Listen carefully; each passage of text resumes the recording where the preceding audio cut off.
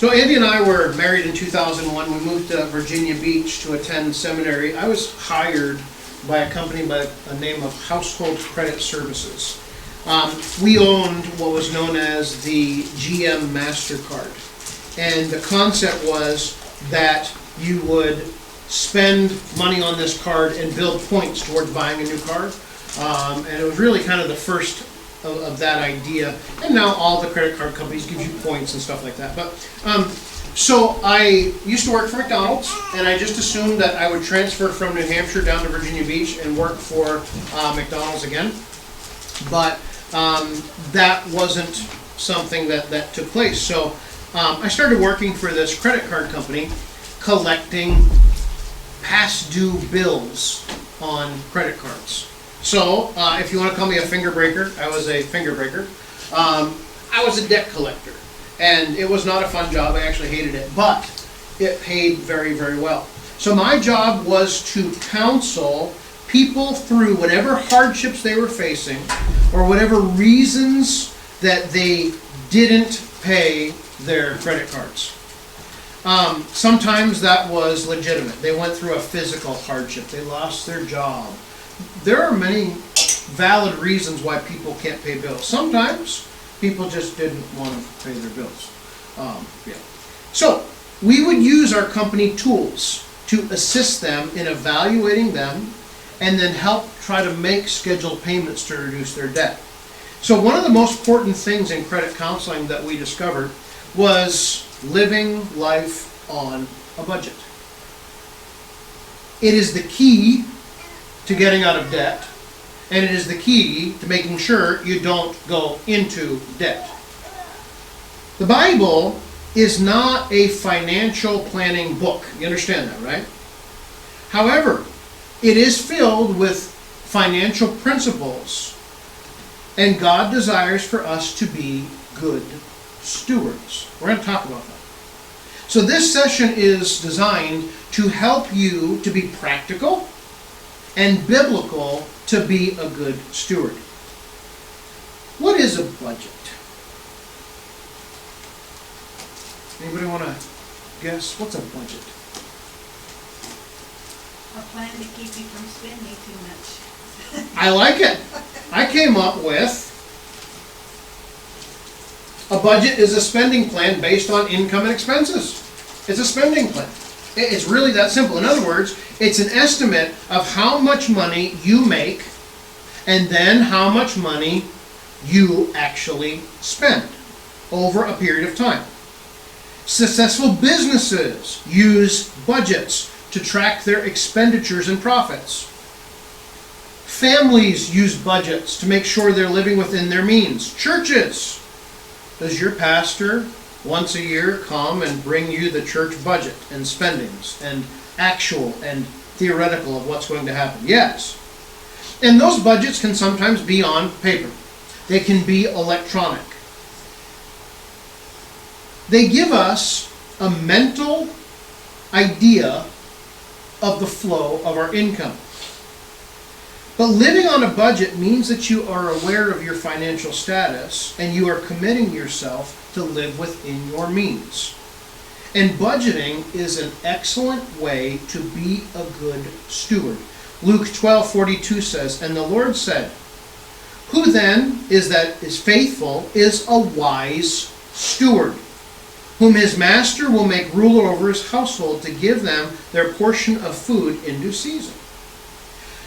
The Bible never uses the term budget, but it does use this idea of stewardship.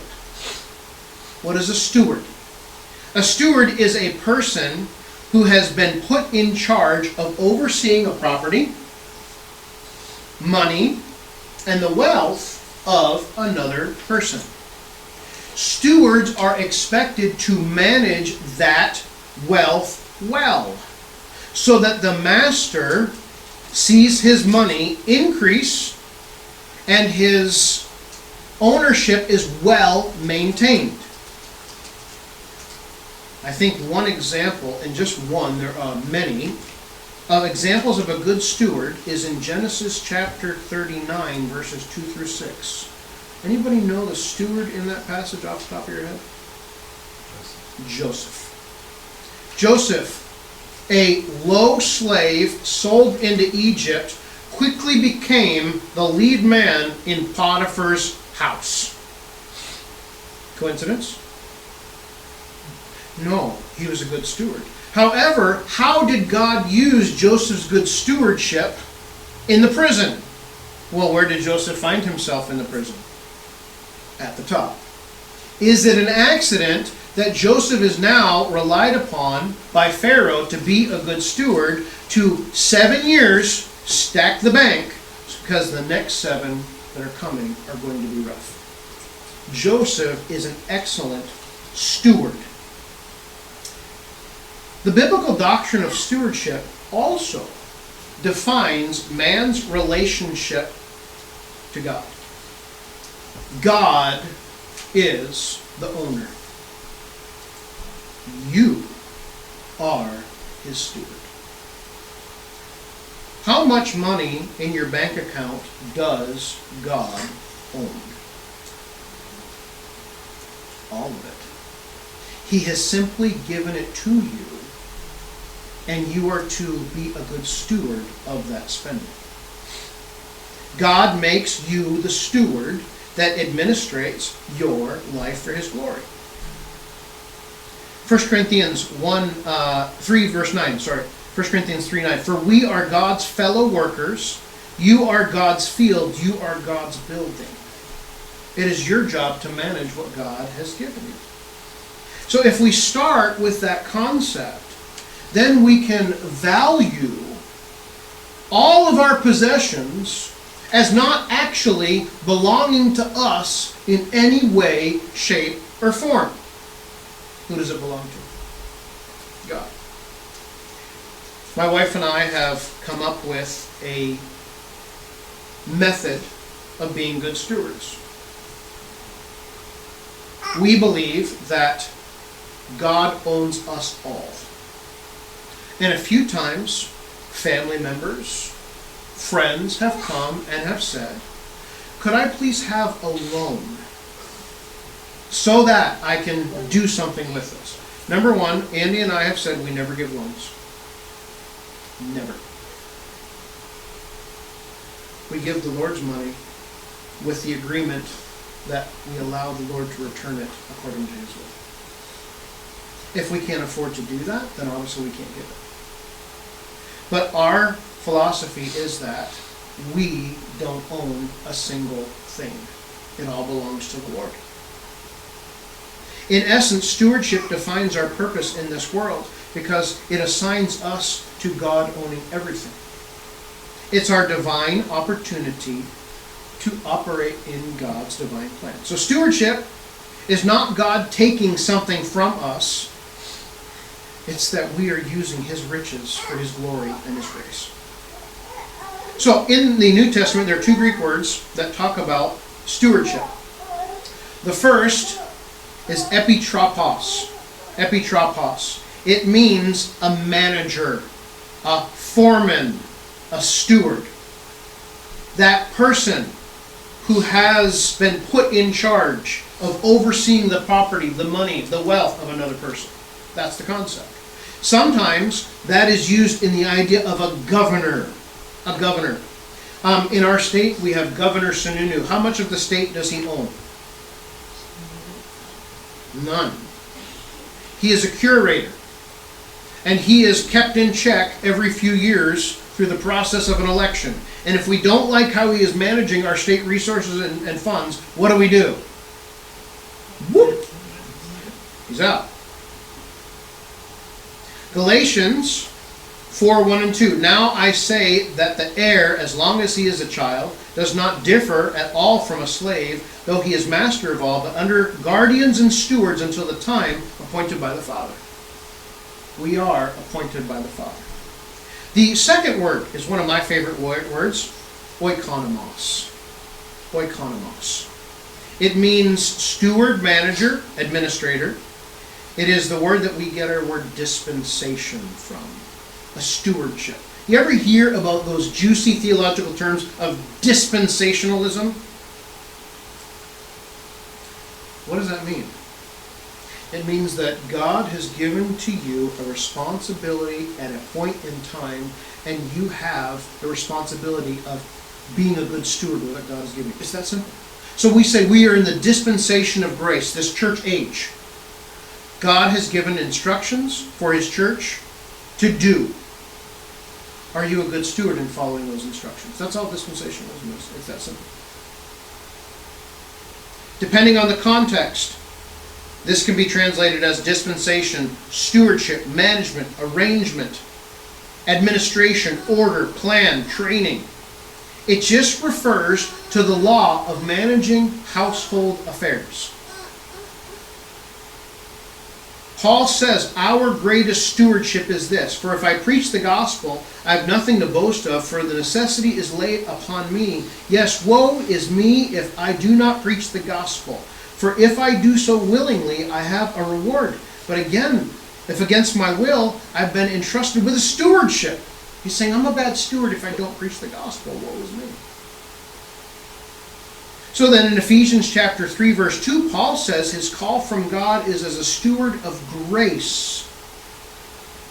The whole idea of being a good steward is managing God's funds wisely. And when you apply that to our personal finances, it's really going to change how you think about every penny that goes through your fingers. Because every penny does not belong to you. Who does it belong to? The Lord. And so when you spend every single penny, you now have the responsibility to say, did this glorify the Lord with that choice? That's a different way of thinking for the Christian. Do you mean you really track every penny? Yes, I actually mean that we track every penny. How we do it? Dave Ramsey has an app out. It's called Every Dollar. It costs us, I think it's running $13 a month. I'm a good steward, I don't pay that. We just wait to see it goes on sale. We buy it in a year in advance. So I think last one was like $7 a month we paid up front. Oh, I'm sorry, Andy wrote down Black Friday we paid $80 last year for Dave Ramsey instead of $13 a month. But what it does is we enter every single penny, and now we see where it all goes. So at the end of the day, I can say, Lord, did I glorify you with my stewardship today? The average person who uses the Every Dollar app saves, now this is not my statistic, this is Dave Ramsey's statistic, $332 a month. Wouldn't you like $332 a month extra? I'm not saying that that's possible with everybody in the room. But the average person who uses Every Dollar app saves $332 a month. So we come to this thought, where do I start? Now, I don't want to insult your intelligence. And that's not what I'm trying to do. But this principle that I want to teach you is the key to getting on budget. Compare income versus expenses. Now here's the principle. Are you ready? Expenses greater than income, very bad. Expenses less than income, good. I know it's deep, but people don't live this way typically. It's just, okay, so I know I have something in my bank account, and then I go through life, and then all of a sudden there's an email or a text message saying, hey, careful, you're low. That happens. And to some people it happens consistently. Your expenses cannot be greater than your income. If they are, you are going into debt, and it is going to be very difficult to get out unless you flip it and get your expenses to be more than your income. Anyone who is wealthy understands that principle. How do you think they got there? Their expenses were less than their income. But the good news is that can be done on every single level. You don't need to be a millionaire to understand this concept. If you do it on a small income, you'll be able to increase. Do you really think that winning the lottery or being a sports billionaire, that's the way to be happy and healthy in life? You know what's amazing is there are so many illustrations of lottery winners turning around within a few years having to file bankruptcy. There are so many illustrations of sports successes and phenomena. I think of Mike Tyson and how lifetime earnings well over $300 million, and yet he has to file for bankruptcy. How does that happen? They don't understand the simple concept of expenses greater than income is bad. They just spend, spend, spend, spend. It's not being a good steward. But number two, we want to identify your goals. Let me ask you this. And you don't answer out loud. If you have a different reason, you can tell me. Why did you sign up for this class? I'm going to guess you are one of three people. Number one, you're in debt and you're curious how to get out of debt. Please, no testimonies. Number two, you don't really use a budget, but you're wondering how it would affect and help your finances. Or number three, you want to make sure that you're doing things correctly. Anybody different than one of those three options? Emma, anything? Love you. All right, good. So you have a goal in your mind that you want to accomplish by taking this class. So for this particular class, and there are many different ways that you can do a budget. I'm going to choose the most simple presentation, and it is called a zero-based budget. A zero-based budget. As of January 2023, 64% of U.S. adults live paycheck to paycheck. That's a lot. That means that all the income each week goes directly to the weekly living or monthly living with nothing left over. Paycheck to paycheck. If they don't get the next paycheck, what happens? The bills don't get paid.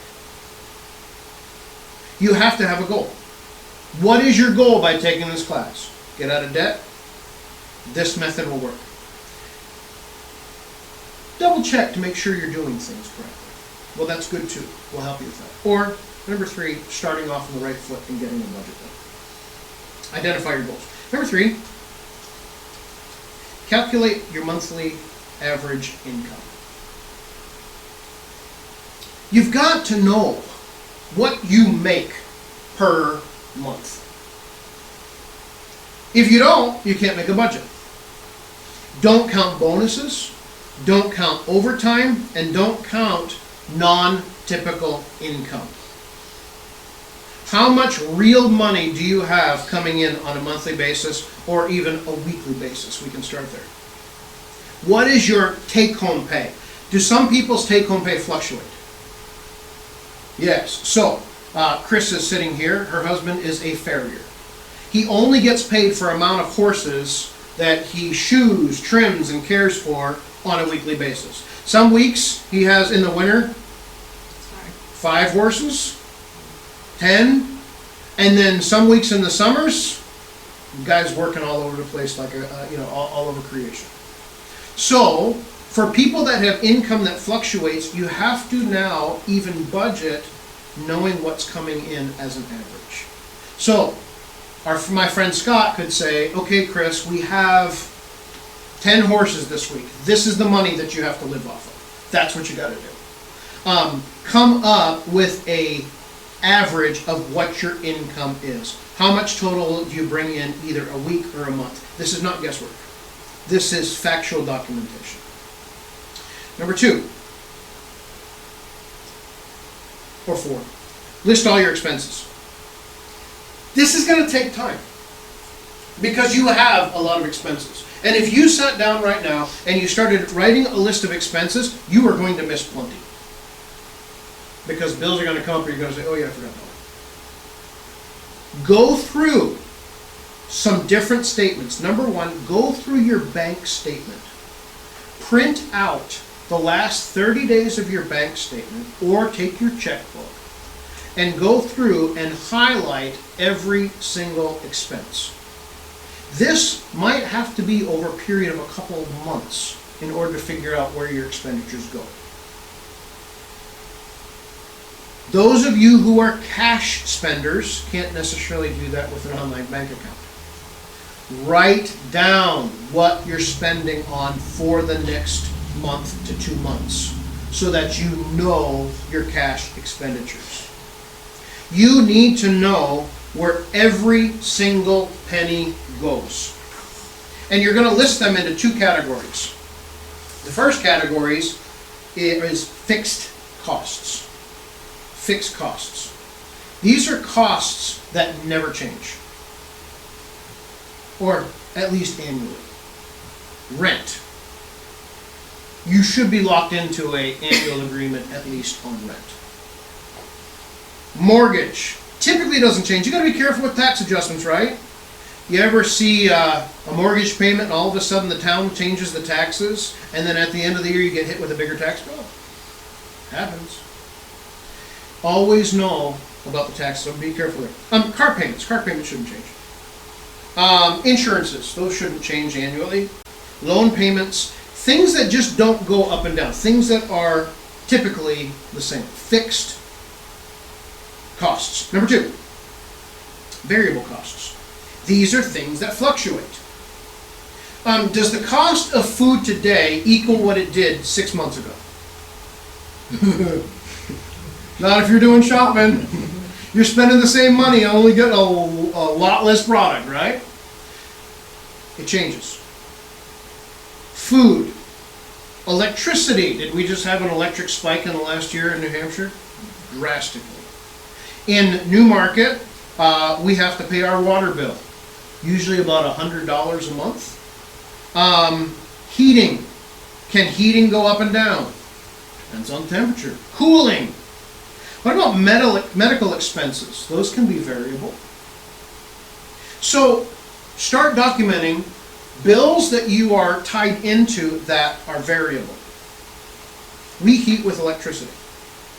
So I know that my electric bill, my heating bill, and my air conditioning bill are going to come in probably at about anywhere between, if there's no heat and no air conditioning, I'm at about $150 a month.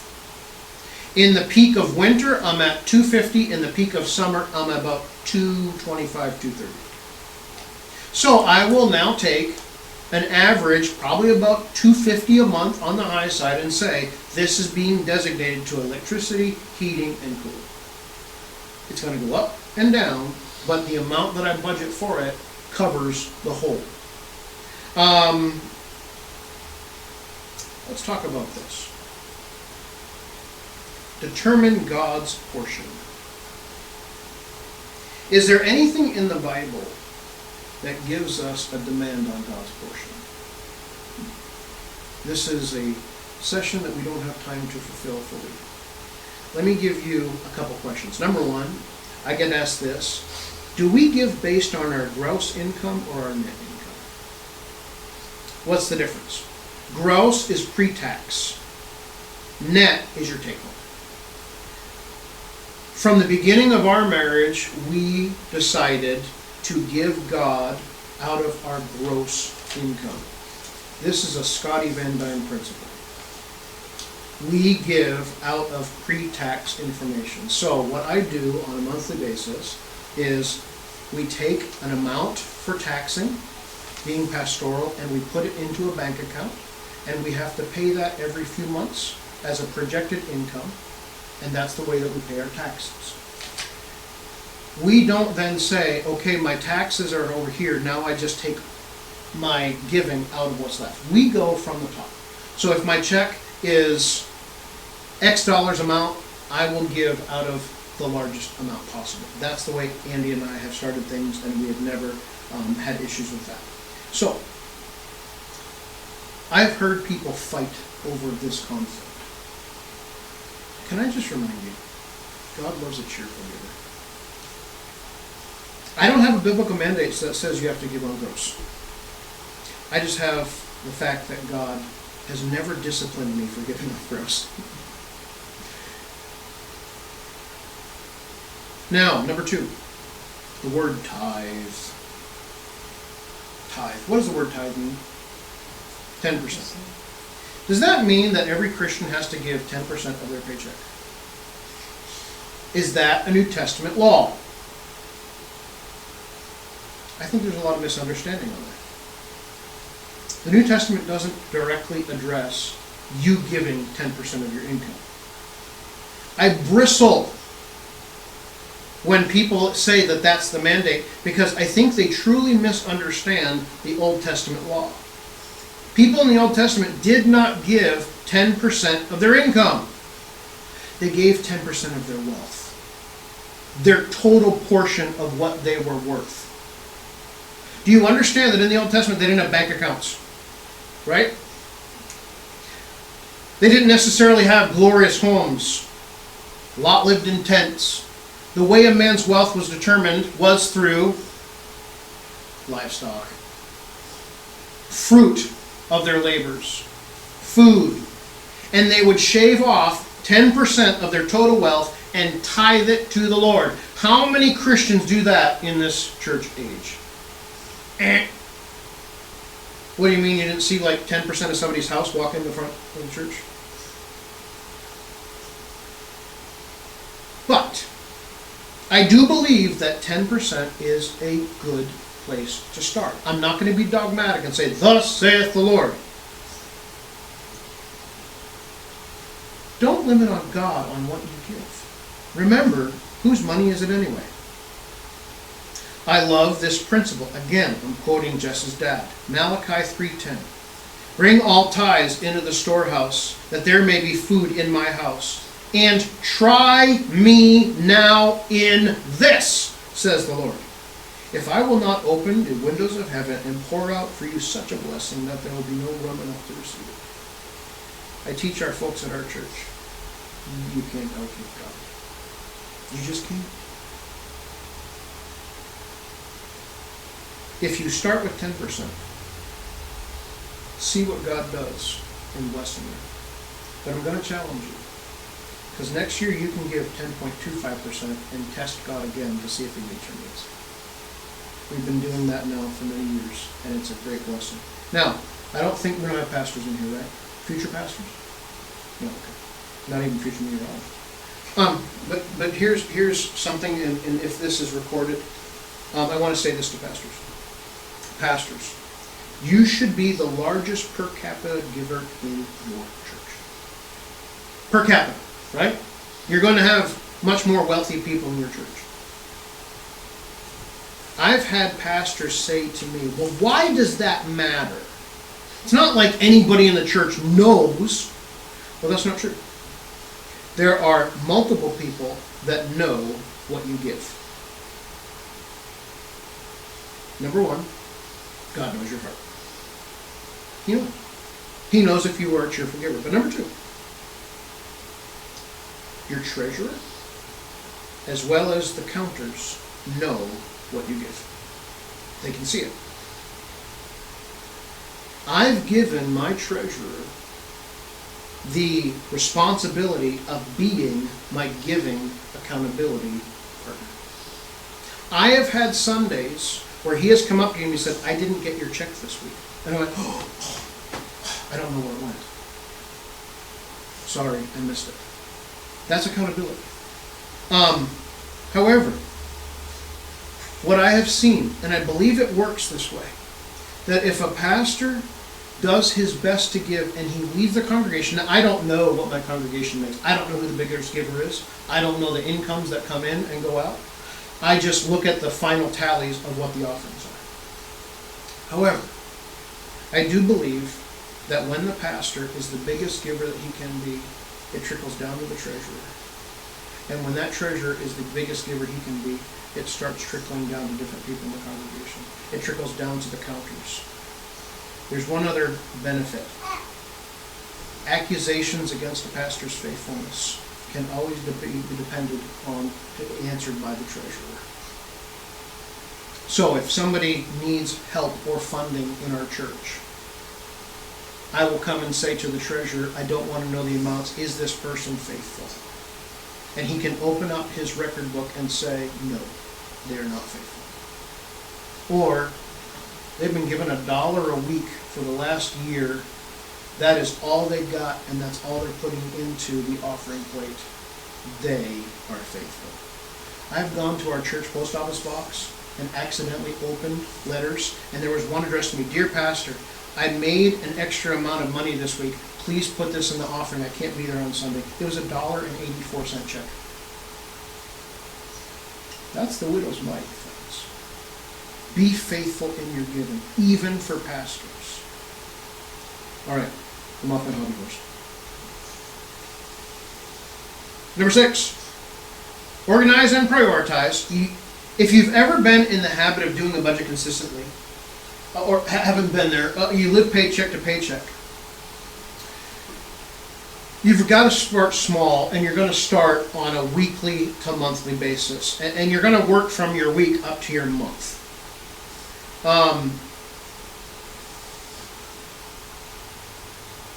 When we talk about organization, this is really the key. Some people are very poor in finances because they have no organization. It doesn't take a rocket scientist to get a notebook and to write down what your expenditures are and what your income is. It just doesn't. It's going to be key that you actually prioritize. So, it's going to take work. Let's now expand on this zero-based budget. I gave you the handout. If you don't have one, they're right there in front of Jeff. Zero-based budget. That's what this sheet actually is. The concept is simple. A zero-based budget makes sure every dollar of your income has a designated purpose. Every dollar of your income, if you want to switch that to penny, because I've been saying penny the whole time, that's fine. Living successfully on a zero-based budget takes 2 essential ingredients. It's simply knowing and planning. This is the organization. Money must go to the budget category as soon as you get paid. One of the things that I've seen recommended for people who have problems with cash spending is that they take the categories of spending and they put the cash inside envelopes so that the money in that envelope is the only amount of money that's allowed to be used on that particular category. My wife says we're going to try that at some point. That would be a fun experience. So what I've done here is I am breaking down money into category on an 80-10-10 basis. 80% of your income goes to necessities. 10% goes to the Lord, and 10% goes to your savings. 80-10-10. It's a start. This is not gospel. It can be adjusted in different ways. I find for those that are coming into a budget for the first time, this is a great way to start. If you find out that you can live off of 75% of your income, we'll do the numbers. Give more to the Lord or give more to savings. You understand the principle. So, that sheet in front of you is a debt to income worksheet. Uh-oh, lost it.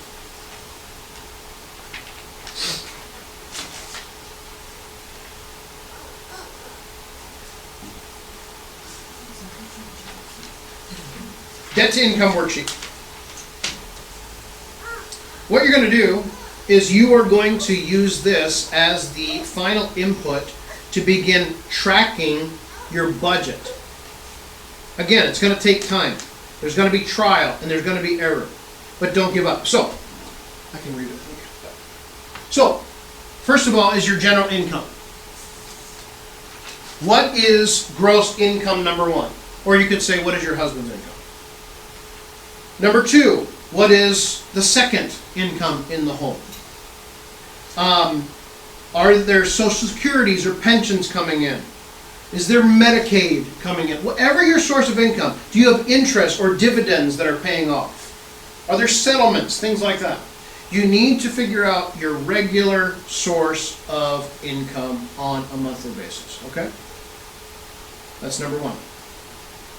Adjustments for those that are self-employed or have to report taxes. What are your taxes withheld? Are there other paycheck deductions? What would be examples of paycheck deductions? Child support. Some have alimony. Liens. Things like that. Your adjustment for tithing.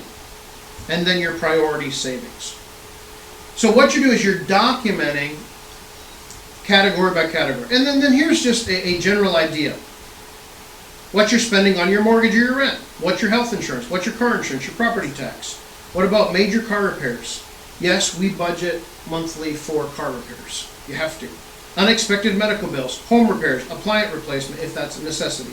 Unexpected travel, things like that. You're starting to make categories of bills that are coming in. Look at your debt. What is your car payment per month? What are your credit cards? What are your student loans? Whatever debts that you have to pay off.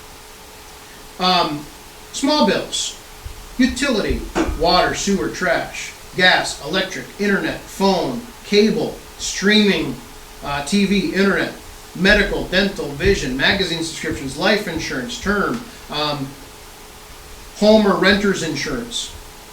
What about your daily living? What is your spending on groceries per month? Dining out, clothing, supplies, gas, fares, gifts, medicine, pet care, children, miscellaneous, whatever you have to add on there. And then we're going to come down and say, so this is where my excess money is going. It's going into an emergency fund. We always counsel to try to have at least $1,500 in an emergency fund at all times. So if you have extra money left over out of your 80% spending, get an emergency fund first of all. Debt snowball, paying off credit cards. That's not what this class is about. But that is something, if you need help with, we can try to talk about that. Retirement fund. Not many have it, but it can be there. College fund, car replacement, vacation, and travel. You are documenting every single expenditure, and you're going to probably not use this sheet to start off with. You're going to use your bank account. You're going to use your credit card statements. You're going to use a notebook, and you're going to go through and find every single source of income and every single expenditure. And then we want to see a bottom line. We're not going to give a budget yet, but we're going to say, what is my actual income versus expenditures? Once you figure out what your expenditures are, compare it to your income. Guess what? If your expenditures are more than your income, that is bad. We're trying to flip that around. Using God's pennies for His glory. All right, I got 10 minutes. How to stick to a budget. Or, and this is what many need, how to avoid budget breakers. What is the number one offense and budget breaker in the home? Purposeful or unpurposeful? It can be both. I say emergencies. Nope.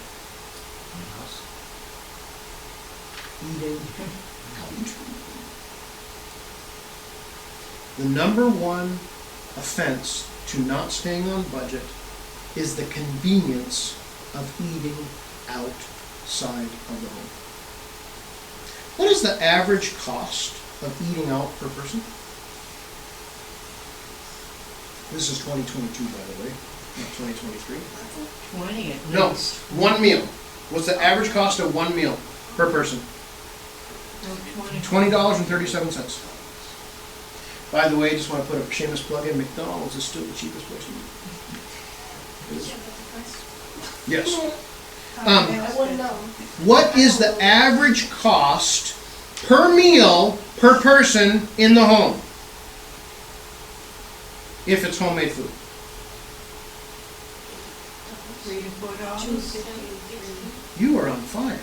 $4.31. And if you're my kids, they live off pasta, because that's what they love. Well, way cheaper than that. So, what's the difference? Convenience versus hard work. Is it hard to make your food at home? Yes. Yes. And with number 2 coming, it's going to get harder, I promise. And when she actually, her actual food starts kicking in, where I'm looking at my kid going, I just need a shovel to keep the kid going. It's cheaper to eat at home. $4.31 versus $23.7. Eating out is the biggest budget breaker possible. If you want to take your family out to eat, what's it going to cost? What's going to cost your family? $150? Yeah. It's amazing. Number 2, impulse snacks and drinks. The average cost of an energy drink can range from $2.50 to $5 for a 16-ounce can. Energy drinks are all the rage, you know. An energy drink every day, that adds up to anywhere from $912 to $1,825 a year. Some people in this age are addicted to energy drinks and have one a day. You say, well, I'm not that bad. Okay, let me bring it home. Did you know the average cost of a Dunkin' medium coffee is $2.19? So those who stop on their way to work can spend $600 a year. How much does it cost to brew your own cup of coffee at home? 50 cents. 27 cents. Not kickoff. 27 cents. So that $600 a year on Dunkin' assumes that you're not buying any donuts, specialty drinks, and you're only buying a medium coffee. The average is probably now closer to $1,500 to $2,000 a year, just when you get your coffee cup. This is a shameless plug for my next session, bad auto loans. My pet peeve.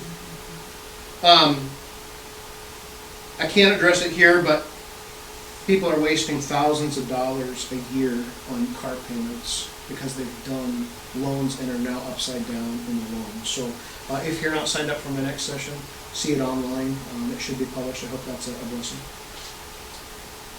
Clothing. Oh, I hit 2. That's right. A reasonable amount needs to be budgeted for clothing every month. But understand, some people have it in their minds that they have to wear designer brands and pay top dollar for clothing. When it comes to clothing our family, I'll just be very transparent. Chris Button is one of our favorite friends. She is one of the most thrifty store shoppers we have ever met.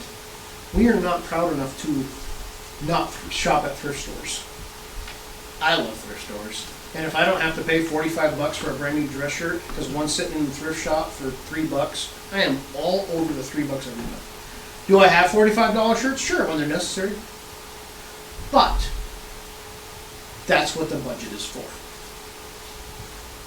Don't just start blowing things because you need a $300 pair of kicks. That's all the deal, right? Gotta have your Air Jordans. Number 5, subscriptions and memberships. A leading source of breaking budgets is entertainment through TV, internet, movies, subscription, and cable. I'm not suggesting that you cut out entertainment. You can put it in your budget. But what I'm saying is you need to calculate what you spend so that it is reasonable. A lot of people have unused subscriptions and memberships that they don't use, and the money is going out the window on a monthly basis. It's awful. So, just an example. I like, when I exercise and walk, listening to books on my phone. Well, I use an app called Audible. And a few months ago, I thought it would run out automatically, and it didn't, so they billed me another month. I wasted $15. Now, out of that $15, I'll get a free book. Yay. But I forgot about it. And I didn't need a free book. So I went back and I canceled. And so I will wait now till next year when Audible comes around and is a free trial. And I'll sign up for the free trial, but you gotta make sure you cancel it. right? So take advantage of the system, but there's a lot of adding up on subscriptions and forgetting of memberships that we can cut down on. Wasted food. How many people can say that you've never whacked a bag of lettuce because it got soggy, you never had to dump a half gallon of milk down the drain, and you didn't have to throw away last night's dinner after it got moldy? Right? Well, this is stewardship. Throwing out food is an extreme money waster. And the problem is, number one, you've bought too much if your milk goes bad. Or number two, you're not eating your leftovers. I know that sounds so simple, but again, you're feeding yourself for $4. That's a lot of money to save instead of throwing it out and starting again. Minimum credit card payments, very bad, very bad. If you have credit card debt, don't be ashamed, get help. I'd be happy to help you and push you the right direction. But paying the minimum on your cards, you'll never get out of debt. You'll be stuck. There is a way to pay them off, and what you do, and this is as simple as it can be, take the smallest credit cards first, pay all your minimum payments on the bigger cards, and all the money left over, shove it onto the little card. And conquer them from the bottom up one at a time. That's the way you get out of credit card debt. So, not too bad. Being a good steward, budgeting helps you achieve good stewardship. Is it a biblical practice? I think it is. Setting money aside for future expenses is biblical wisdom. 1 Corinthians 16:2, on the first day of the week, let each one of you lay something aside, storing up as he may prosper, that there be no collections when I come. Why is Paul telling the church to lay it aside at the beginning of the week? Well, because they're going to spend it. That's why. It's wise to save money. Proverbs 6:6-8. Go to the ant, you sluggard. Consider her ways and be wise, which, having no captain or ruler, provides and supplies in the summer and gathers her food in harvest. It is wise. Creating a spending plan helps you be financially free. Proverbs 21:20, there is a desirable treasure and an oil in the dwelling of the wise, but a foolish man squanders it. There's nothing wrong with budgeting and saving for the future. And then this final thought. Spend your time and your money wisely. See that you walk circumspectly, not as fools but wise, redeeming the time, for the days are evil.